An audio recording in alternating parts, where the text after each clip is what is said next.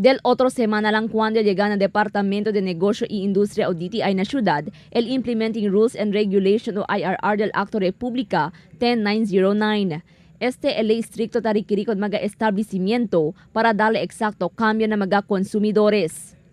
Stricto ta prohibir este ley el dalida de mga candy en cambio na sen o cambio del consumer na cosa produkto item sila compra na establecimiento. Na entrevista con el jefe del Consumer Protection Division del DTI, Jamir Omar Abubakar, talina 500 para 25,000 de pesos. El castigo puede enfrentar aquel mga establecimiento con quien kuhita viola na ley.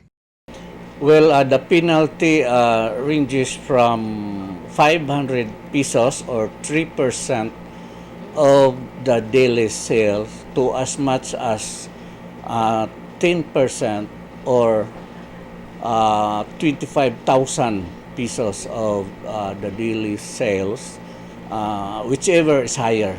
Fuera na mga establecimiento, takubri también na ley con aquellos mga chofer de tricycle y mga public utility vehicle como el jeep. En coordinación a Land Transportation Franchising and Regulatory Board o LTFRB, el enfrenta también pena mga chofer quien viola con el ley. LTFRB, because kasama na rin po dito yung mga transportation fares for public utility vehicles.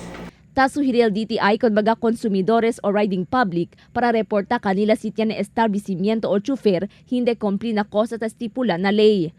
Puede según llaman na telepono numero 991-2704 o 991-12705 y na cellphone number 0997-8111-711. Cristal Almonia, Dateline Zamboanga.